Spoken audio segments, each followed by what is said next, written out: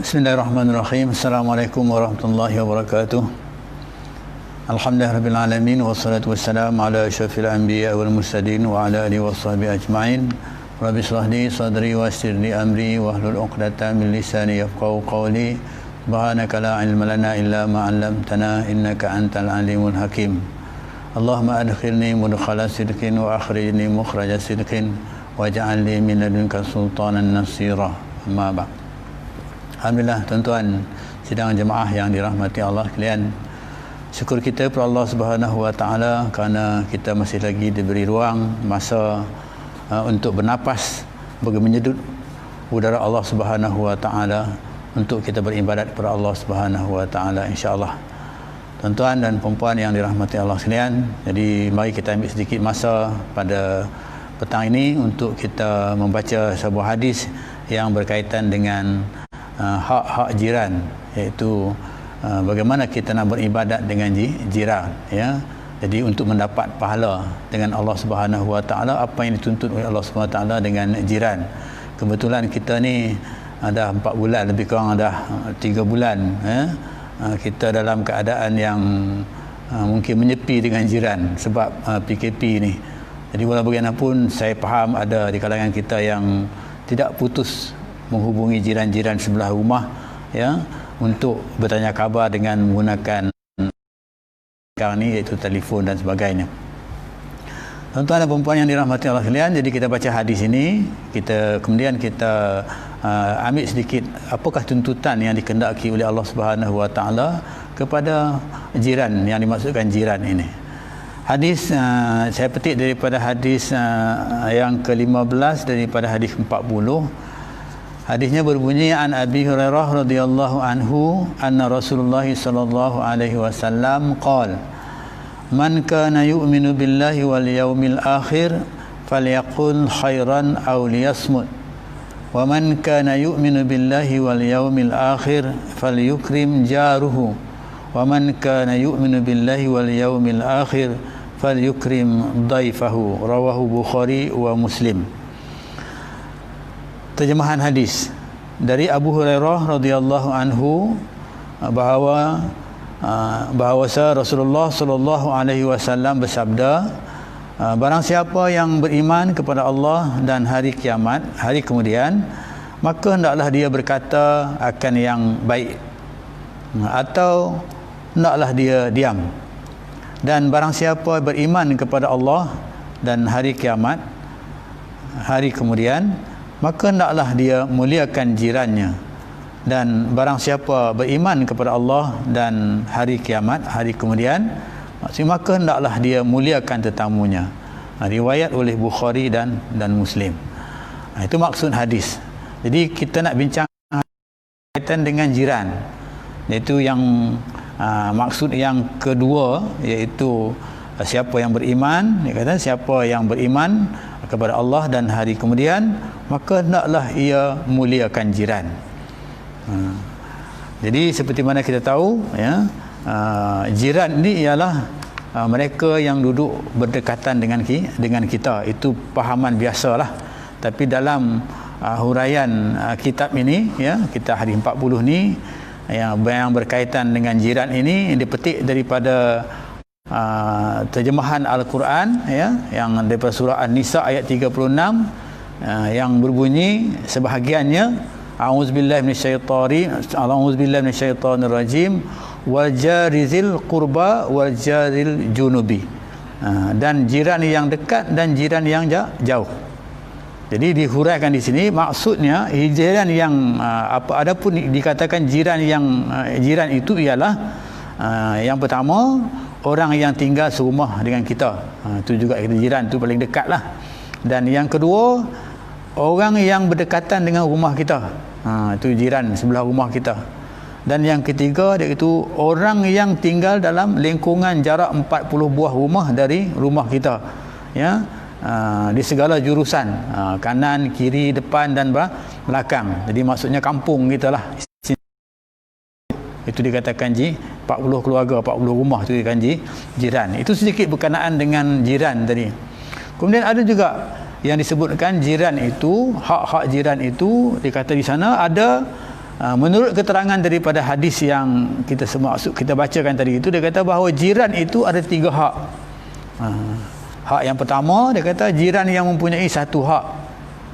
Kemudian yang kedua, jiran yang mempunyai 2 hak. Kemudian yang ketiga, jiran yang mempunyai 3 hak. Apa dia 1 hak, 2 hak dan 3 hak ini? Jiran yang mempunyai 1 hak ialah jiran orang musyrik yang tidak ada sebarang hubungan dengan kita kecuali hak jiran. Maksudnya ni ada juga rupanya ada ibadat juga rupanya kita ni dengan orang musyrik ataupun orang kafir lah, orang yang bukan Islam ini, apabila mereka ni berjiran dengan kita, ini dituntut. Kemudian jiran yang kedua, dia kata jiran yang mempunyai 2 hak ni, dia kata ialah jiran orang Islam, iaitu yang pertama hak sebagai seorang Islam, seorang yang sama beragama Islam, dan yang kedua hak sebagai jiran. Jadi duduk dekat lah, hak sebagai jiran. Dan jiran yang dimaksudkan jiran yang ketiga ni, maksudnya 3 hak yang ketiga ni, iaitu yang mempunyai 3 hak tadi, iaitu jiran orang Islam yang mempunyai hubungan keluarga kita. Mungkin kita ni duduk dekat sebelah rumah keluarga kita, adik kita, abang kita, buat saudara dan sebagainya. Itu satu, dia kata hubungan satu kerabat. Kemudian hak yang lagi satu itu hak Islam. Dia pun Islam, kita pun Islam. Dan hak lagi satu ialah hak jiran dan hak kerabat tadi. Itu hak jiran tadi. 3 hak di sini.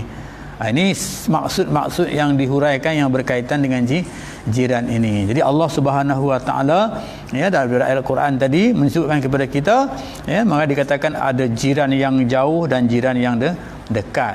Jadi jiran yang mana yang kita nak utamakan? Tentulah jiran yang paling dekat dengan kita. Dari segi keluarga, maksudnya keluarga kita lah yang dikatakan jiran. Anak kita, maka sebab itu ada tanggungjawab kita kepada isteri kita, kepada anak kita, sebab itu jiran kita yang paling dekat. Tanggungjawab kita kepada isteri kita, kepada anak-anak kita. Itu juga jiran yang dimaksudkan jiran yang berdekatan dengan rumah kita tadi, kan. Jadi di sini dalam ayat ini, di masalah hadis ini dikatakan kita hendaklah muliakan jiran. Jadi maksudnya muliakan jiran ini, kita kena melakukan perkara-perkara yang baik kepada jiran. Contohnya memberi pertolongan dari sudut mungkin makanan, mungkin dari sudut pertolongan yang lain, tenaga, mungkin dari sudut keuangan. Mungkin sekarang ni dalam keadaan yang COVID ini, mungkin ada jiran-jiran sebelah kita yang mungkin kena berhenti kerja dan sebagainya, pendapatan tak dapat, kan, masih lagi dalam keadaan begini, maka kita kena bertanya kabarlah, bagaimana keadaan dia. Saya pergi contohnya pada raya yang lepas, ada jiran sebelah rumah saya tu, rumah sewa lah, jiran rumah saya tu, jadi hantarlah sikit makanan kepada dia. Jadi biasanya kita ni bila hantar makanan, orang Islam ni, orang Melayu ni bila hantar makanan, kemudian dia nak pulangkan balik makanan tu, dia nak bagilah pulang balik, tukar-tukar, maksudnya dah hari raya, tukar-tukar kuih, tukar makanan. Tapi apa yang dia jawab, dia kata dia minta maaf lah, dia tak dapat nak bagi apa-apa, tak masak apa-apa, dia kata tak ada apa nak bagi, dia kata. Jadi berdasarkan kepada itu, kita tahulah bahawa keperluan sangat perlu kepada mereka ini, dan perlukan pada pertolongan, apatah lagi pertolongan dari sudut kesihatan, mungkin sakit dan sebagainya. Ini juga merupakan sebagai satu ibadat kita kepada jiran kita, dengan tujuan untuk mendapat pahala daripada Allah Subhanahu Wa Taala. Maka itulah kehidupan yang indah itu, maknanya kehidupan yang hidup di dunia ini, cantiknya Allah Subhanahu Wa Taala berikan kepada kita, iaitu dapat kita berkomunikasi antara satu dengan yang lain dengan baik, dengan perasaan suka dan sebagainya, dalam keadaan yang sama. Hubungan itu diperintah oleh Allah Subhanahu Wa Taala sebagai satu ibadat. Dalam hadis yang lain yang bermaksud tidak beriman seseorang itu kalau sekiranya dia tidur dengan keadaan nyenyak tapi jirannya dalam keadaan kelaparan.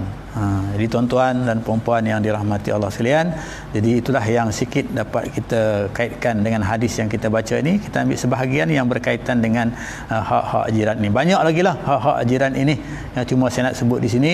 Maka kesempatan pada masa yang ini, marilah kita pergunakan untuk ruang-ruang untuk memberi bantuan kepada jiran itu sangat banyak. hari ini, ya, dalam keadaan ekonomi yang agak sukar ini, ya, dalam keadaan yang terhad ini, maka bantuan itu sangat. Jadi kita ambillah peluang-peluang ini untuk bertanya khabar dan memberi sedikit bantuan. Walaupun sedikit kita bagi, sebenarnya ia mendapat banyak pahala kepada kita. Ya, seperti yang saya sebutkan, iaitu dia katakan sesiapa yang buat kebaikan, ya, satu kebaikan yang dia buat, maka Allah Subhanahu Wa Taala akan bagi 10 balasan kepada dia. Jadi marilah sama-sama kita,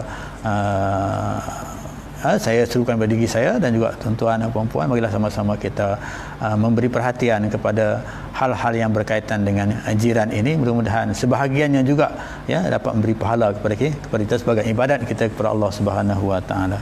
Itu saja yang dapat sampaikan pada malam ini. Tak mampu minta maaf, ya, kalau sekiranya ada kata-kata yang menyinggung perasaan dan sebagainya. Aqulu qouli hadza wa astaghfirullahal azim lillahi taufiq wal hidayah.